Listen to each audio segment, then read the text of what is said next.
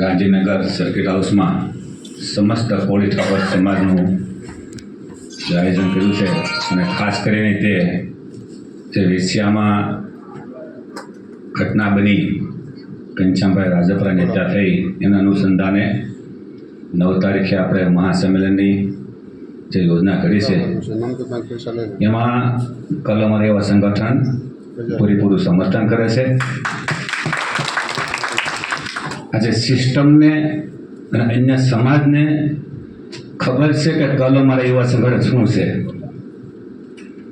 હું શાંત છું એટલે એવું નહીં માનતા કે ધરમસિંહ ધાપા શું છે. ગુજરાતમાં ધરમસિંહ ધાપા જે સમાજને લડાઈ રહ્યો છે ને એવી કોઈની તાકાત નથી. જરૂર પર તો ધોકાએ ઉપાડ્યા છે અને માર્યા છે.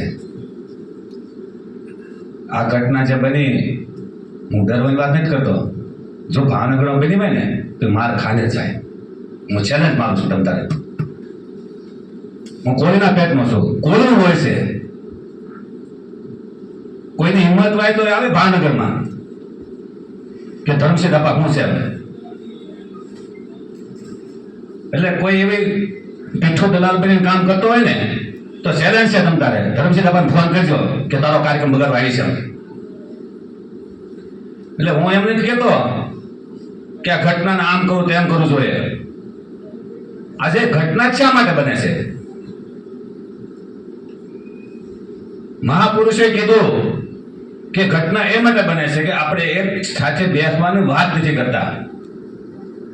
સામાજિક લડાઈ લેવી છે કે રાજકીય લડાઈ લેવી છે? કોઈ એમ કે રાજકીય વાત નહીં કરવાની, રાજકીય આમ નહીં કરવાની. અરે ભાઈ, તારા બાપનો પેલા શું તું કે કોંગ્રેસ ભાજપ કે આમ આદમી પાર્ટીનો પેછો દલાલ બનીને આવ્યો છે? આ કોળીના પેટનો આય અને કોળીના ખૂનનો આય. તું કઈ જુગના બબાલ કરતા હતા. હું બહાર આવું છું તમ તારે જે કરું કે લેજો તમ તારે. પણ ડરીને કોઈ આગેવાની લેતા જ નહીં. કોઈ ડરપોક લોકો કહેશે કે એના કાર્યક્રમ ગયા ને બગાડીને આવ્યા. એ તાકાતવર બનશે. એટલે જે પણ કાવતરો કર્યું એને કેવું પડે કે ભાઈ કોળી માટે કામ કરીએ છીએ, કોળી માટે બલિદાન દેવા તૈયાર છીએ, કોળી માટે જાન દેવા તૈયાર છીએ, અને તમે નાયકો દલાલ બનીને આવું તો કામ કરો છો.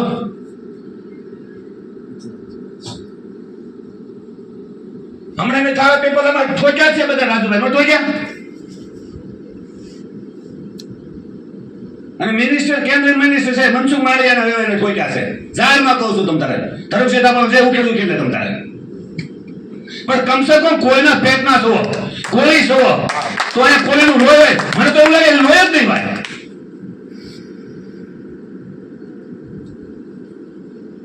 એટલે આપણે એક મળીને કામ કરીએ, સમસ્ત કોળી ઠાકોરની વાત કરીએ છીએ.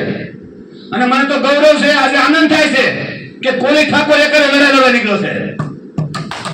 મેં તો કોઈ લોકો સીમ બાજુ ખેંચતો હોય, શાળું આમ ખેંચતું હોય. એટલે આનંદની વાત હોય છે કે કોળી ઠાકોર એક મંચ ઉપર બેઠો છે. એટલે આપણે કોઈના બાપની તાકાત નથી કે આપણે એમાં થઈ શકે. ખાલી બેહવાની શરૂઆત કરી મહત્વનું છે. અને કોળી ઠાકોર વાત આવી એટલે તો બધાને નાના કરી ગયા છે કે આ બધા એક થઈ જાય તો એની ખુશી પડી જશે.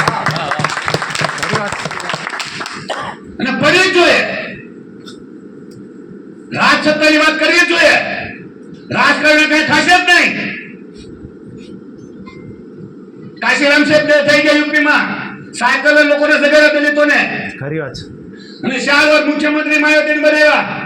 અને કોની હેસિયત છે દલિતોને એવું કરે કે ગુંડા ભાગી ગયા. ગુંડા જ્યાંથી માયાવતી મુખ્યમંત્રી બનાવ્યા આવ્યા નહોતા. ઈ તાકાત છે રાજનીતિમાં. અને બધા કે રાજનીતિની વાત નહીં કરવાની. આ લાલુ પ્રસાદ યાદવ છે, એ જયારે મુખ્યમંત્રી નહોતા જાહેરમાં આપણે લોકો પર અત્યાચાર કરતા હતા. અને લાલુ પ્રસાદ યાદવ અને તેજસ્વી યાદવ મેદાનમાં આવ્યા અત્યારે અત્યાચાર બંધ થઈ ગયા છે.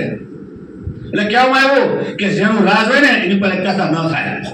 આ દેશમાં મુઠ્ઠી પર મુગલ આવ્યા, મુઠ્ઠી પર હુણ આવ્યા, યહૂદી આવ્યા, અંગ્રેજો આવ્યા, એની પર કોઈ અત્યાચાર ન થતા. બોલ્યા એનું રાજ હતું. હાલમાં પણ 2-3% લોકો પર અત્યાચાર નહીં થતું. એનું રાજ છે. એટલે અને એનું રાજ આપણા મતથી છે.